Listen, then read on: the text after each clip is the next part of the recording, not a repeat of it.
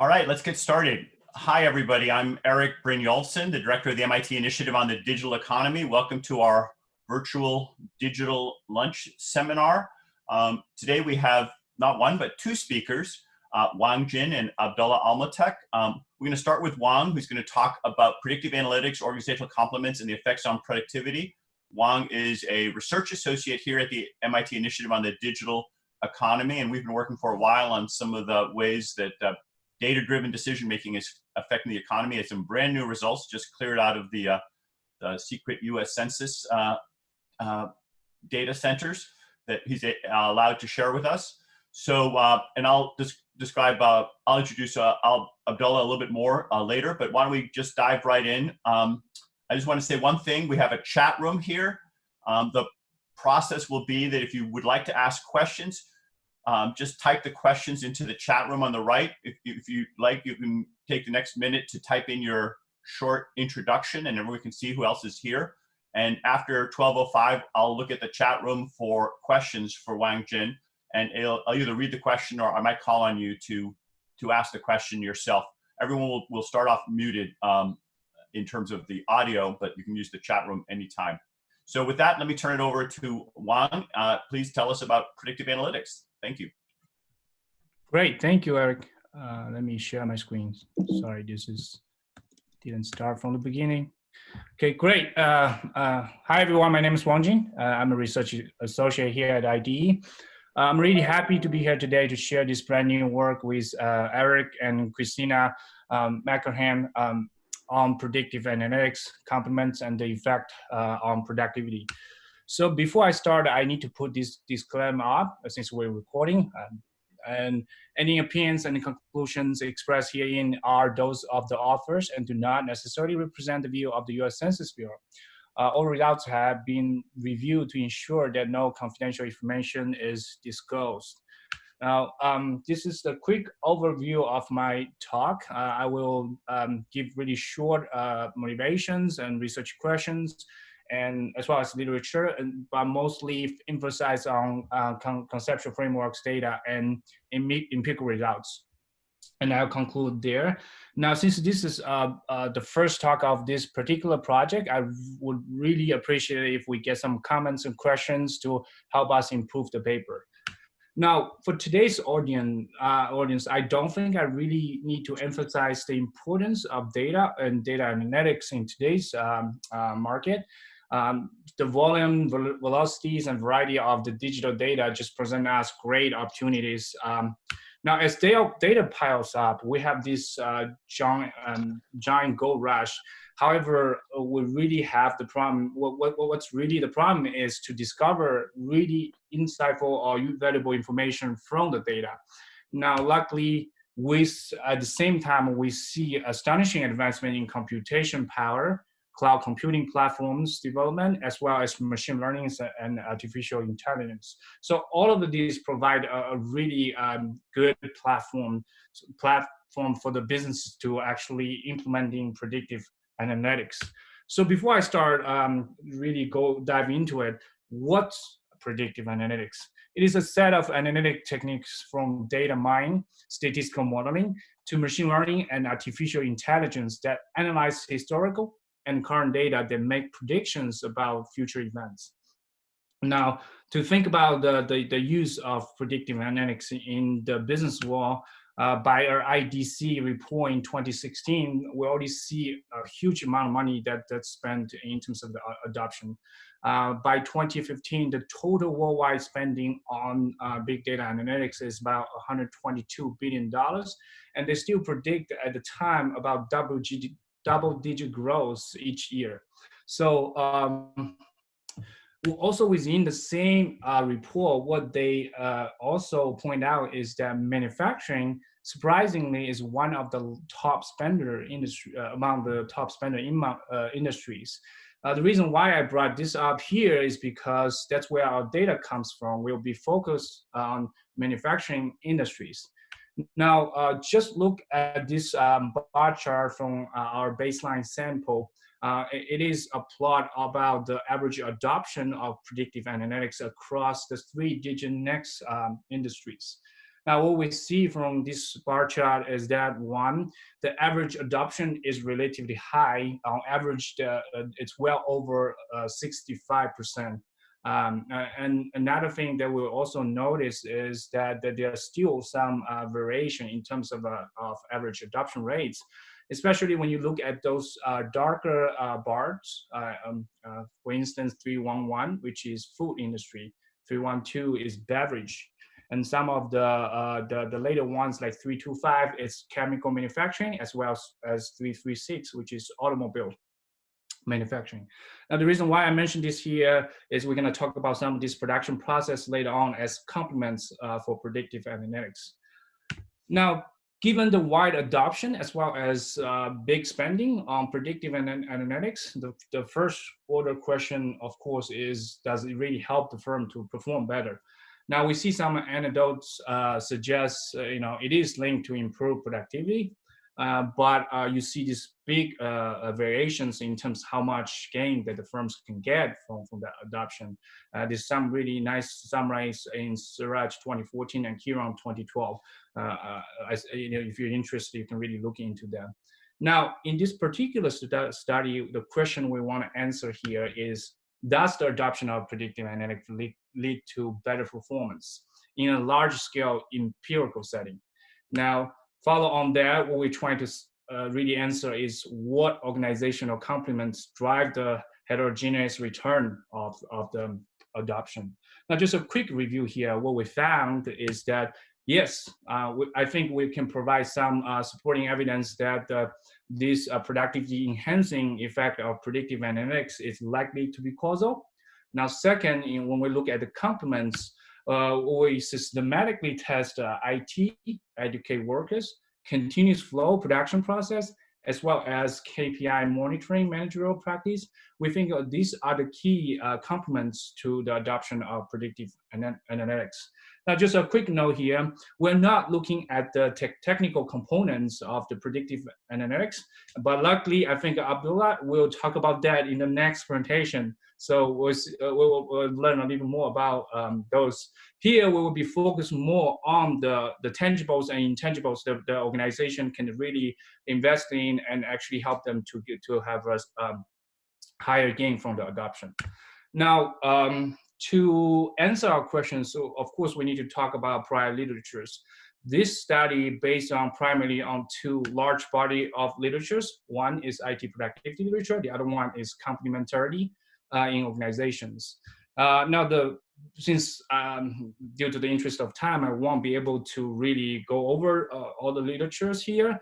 Now, there's a couple of them I want to point out. Like Brunilfersen et al. 2011, Sander and Tambi 2015, and a couple more already look at the data-driven, the correlations between data-driven decision-making as well as firm performance. And later on, there's a couple studies looking at the specifically predictive analytics and firm performance. Now, for these two articles on predictive analytics, in general, they're looking at the associations or correlations.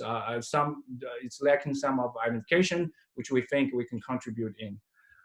For complementarities, what we're trying to follow is Brunilfersen and Milgram 2012. So basically, to identify a complementarity between among practices empirically, you need to conduct two types of tests. The first one is correlation test. Basically, what you want to identify is that if two practices are complementary to each other, then we should observe that the firms, the rational firms or managers are likely to adopt them together. Now, for performance tests, what we're trying to look at is that within performance analysis, does the organizations who adopt these practices together, do they have a higher productivity compared to the firms or organizations that adopt them separately? Now, for more details, I will encourage you to look into Brunilfersen and Milgram's 2012 book. So in this particular study, we will be focused on 4 potential complements. Now, the first one, the first couple are pretty straightforward. The IT capital stock, human capital stock, both are well established in the literature. I will not pay much attention there for today's talk. Now for KPI, this is more of it's widely adopted in the manufacturing sector. Basically, you are trying to track key performance indicators. Actually, this article in Sloan Management Review, Sarah and Kiran in 2018 points out how the quality of KPI can actually affect the precision and the effectiveness of the predictive analytics. So that's one of the things we're going to talk about. Now, in terms of the last one, the continuous flow production process, this is more of a concept in strategy and operational management literature. Hayes and Wright in 1979 have this generate or created this product and process matrix.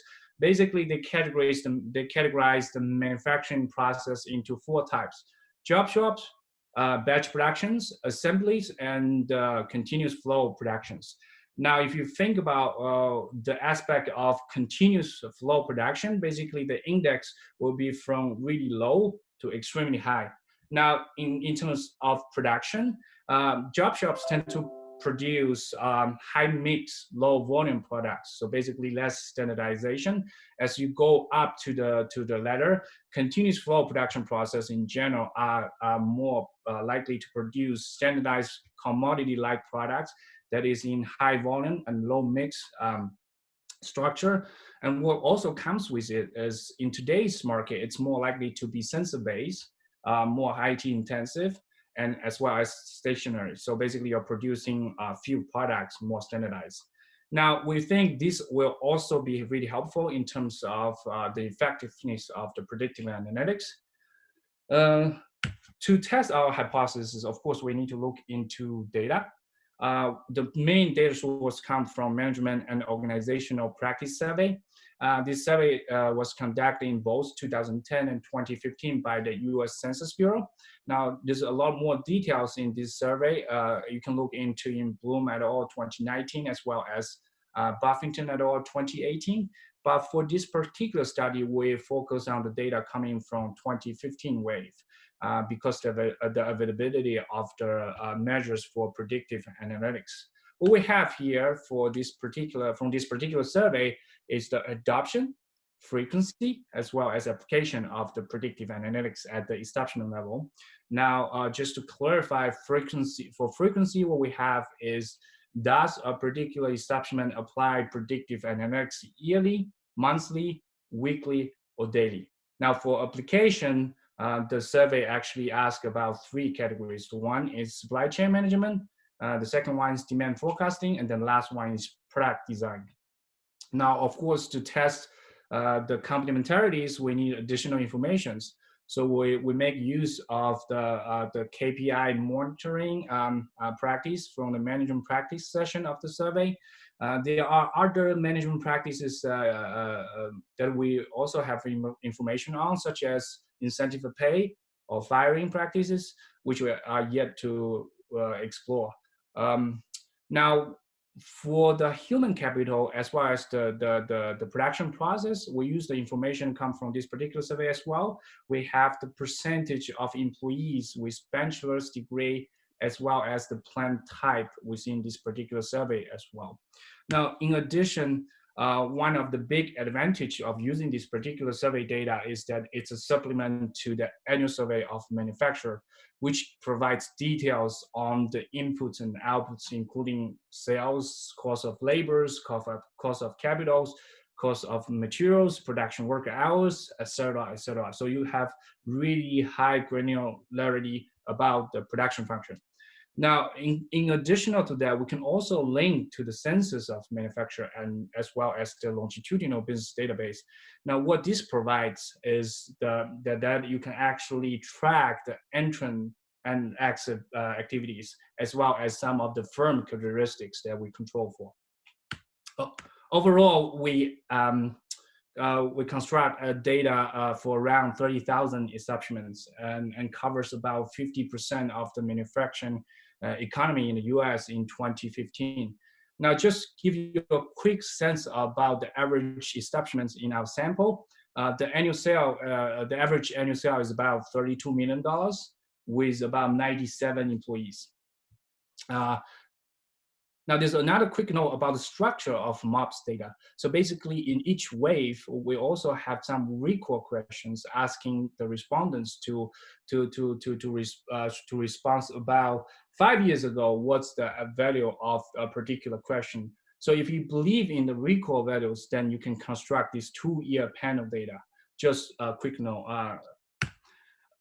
So, of course, how to test our hypothesis? We used or we follow the IT productivity literature. We use the revenue-based estimation of total factor productivity, and we put the log sales on the left-hand side, and we control for a wide range of inputs on the right-hand side.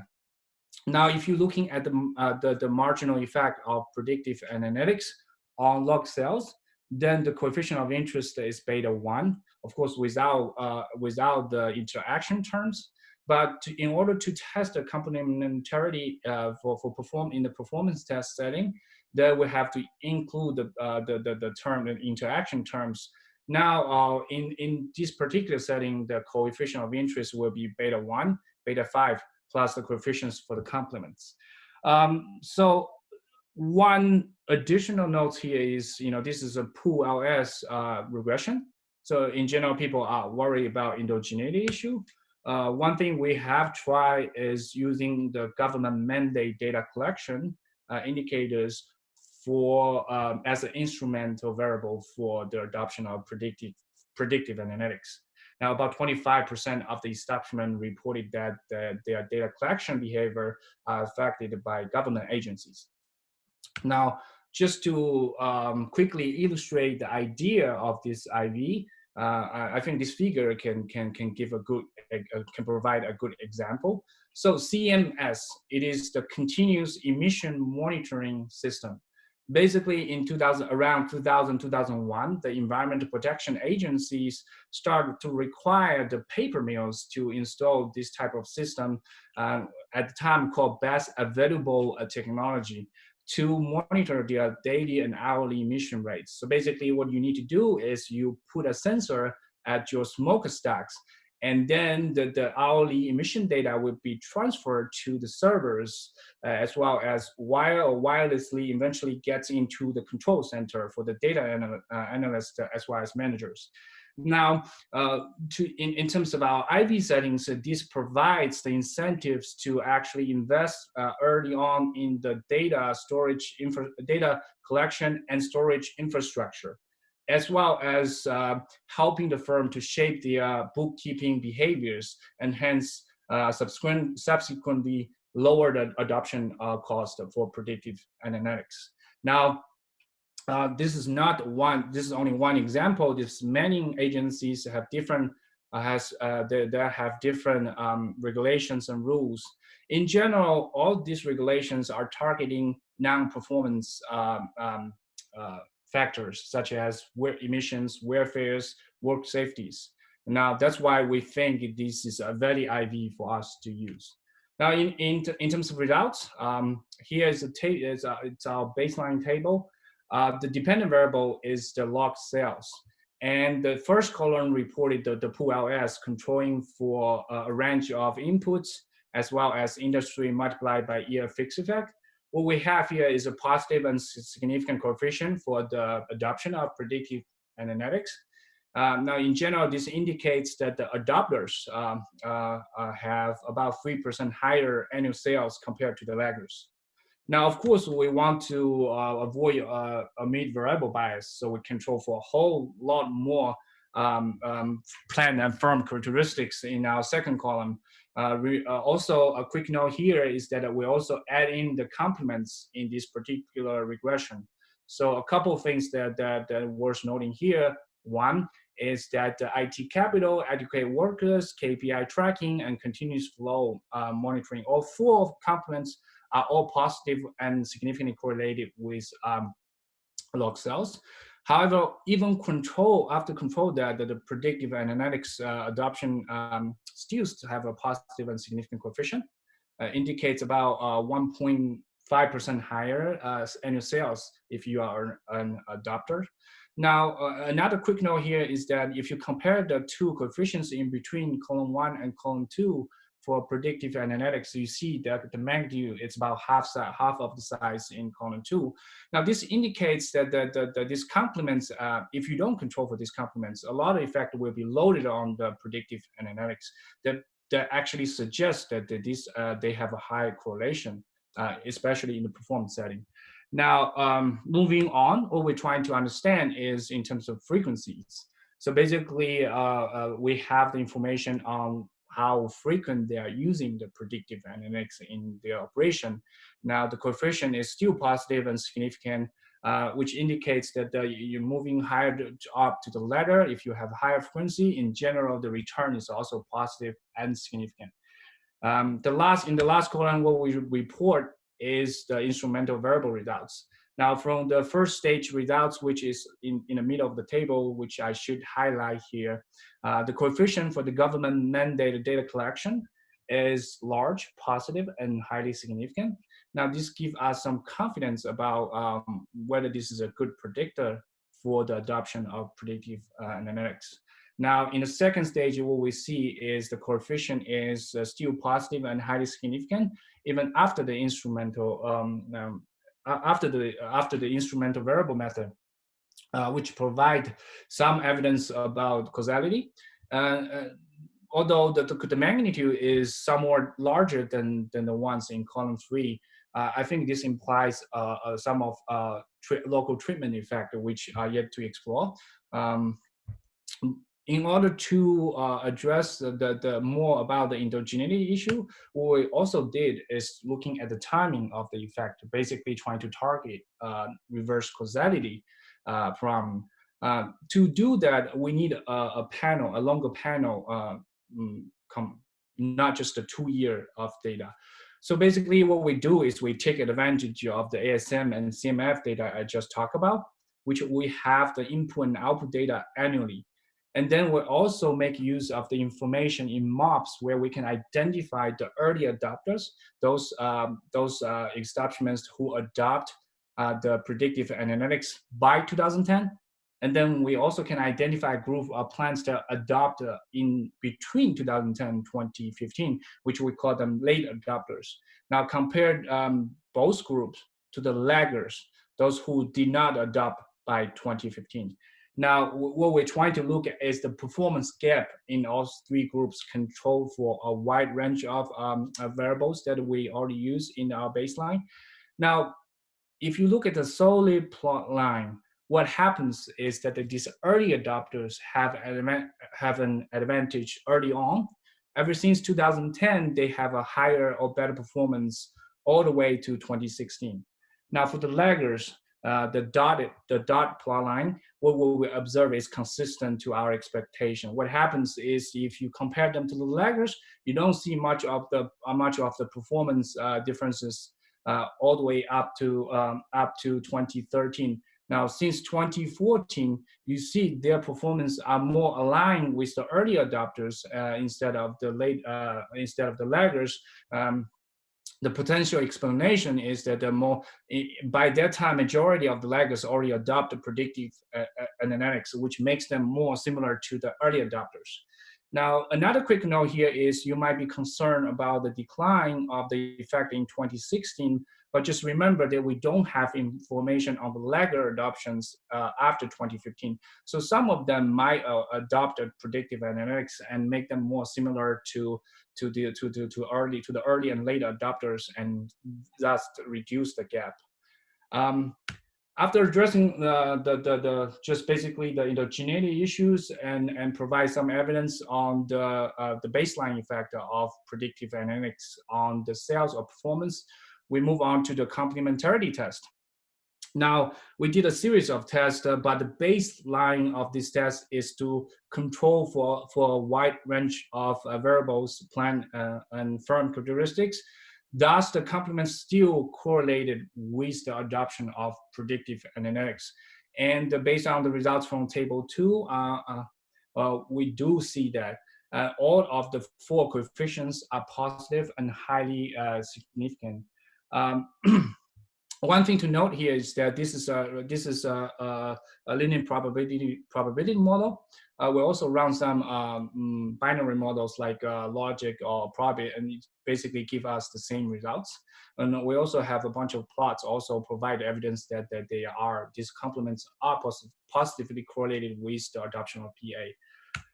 So given the interest of time, I want to be really— Right, you just have another couple of minutes here, and we do have a couple questions. So yeah, sure. Yeah. So just in sum, this is the results for the performance test. Basically, the y-axis are the marginal effect of predictive analytics on cells. Now, the axis labels the categories of these of different type of establishments. Basically, from the left side, the first plot dot indicates the effect of the predictive analytics without IT. And then the second one you see is the predictive analytics with IT within this particular establishment. Now this follow on for educated workers, continuous flow process, and KPI trackings. So basically what you can see here is a clear pattern where the ones that the returns of predictive analytics without these organizational complements are really small and in general noisy, close to zero. But once the organizational complements came in, you see these larger returns for the predictive analytics, and all of them are significantly different from zero. So, of course, there's many of the robustness we have to do. I won't go over this due to the interest of time. So from there, we conclude that we document the wide adoption of predictive analytics in the U.S. manufacturing sector. We also provide some evidence that the adoption significantly improve the establishment's productivity. I didn't get to talk about this here, but we found that the results come mostly from supply chain management and demand forecasting, at least in our research context in manufacturing. Now, perhaps what's more important is that the complementary investment in IT and educated workers are keys to gain significant high returns, and also adopting KPI monitoring as well as operating in a complementary environment are crucial to gain a higher return. And that's it. Thanks, Wang. Let me just get a couple of questions in, which relate to your very last slide. You can go back one. Say a little bit more about the kinds of predictive analytics technologies that were looked at. You mentioned SCM and demand forecasting. Were some people just using some simple Excel spreadsheets? Is a question from Jonathan Hirsch, or you have more on the types of techniques and software used? Actually, that's in our agenda to test. So we have basically by construct of the MOPS data, we know where they are doing the analytical stuff in, like supply chain management, demand forecasting, as well as product design. And we also have the separation in terms of where they spend money on in terms of IT. We have IT hardware, software, and some of services which I've used early on as a proxy for the cloud spending. So we might be able to do something entangle a little bit more about how what's the mechanism within there. But so far that we're just having the baseline results here. We haven't actually explored the details. Sort of a follow-on on that occurs to me is that some analytics would be expected to affect certain performance metrics more than others. So you had some very broad performance metrics like overall output or productivity, but you might expect that supply chain management might affect things like inventory levels differently, while demand forecasting could affect other things. So maybe there's an opportunity to try to match up the type of analytics they say they're doing with a more fine-grained performance metric. Yes, just to add on that, we have a few other results that I didn't get to show. For instance, the product design type of predictive analytics is only productive when this particular establishment is co-located with headquarters. So basically, if you want to do that, you have to do it in a specific location within the organization. Right. Now, we also have, for instance, the supply chain management is more productive in the multi-union establishment firms. Basically, there's a higher need to coordinate across the supply chains. So these are like what I call them collateral evidence, but we can actually explore more in terms of the inventories, in terms of labors, for instance. We have all those informations in the same data, which we can Great. do. So Wang, I'm afraid we're out of time. But if people want to read more, can we share the manuscript yet? Are we allowed to do that? I don't have the manuscript ready yet, but I think I should be able to share within a week or so. So that way, I would. So where should we point people if they want to look at the manuscript? Should we point them to your website, or I guess maybe the IDE can make it available? Yeah, IDE would be a good outlet. I can definitely send that to the IDE website, so people can download from there, and hopefully we can also make it available on the SSRN soon. Yeah, okay, that'd be great. And I just want to mention, GK says that they've done some similar related work on, and maybe can connect with you offline. But I think we need to move on to Abdullah now. Thanks very much, Wang. That was terrific. Great presentation. Thank you. Great, thank you.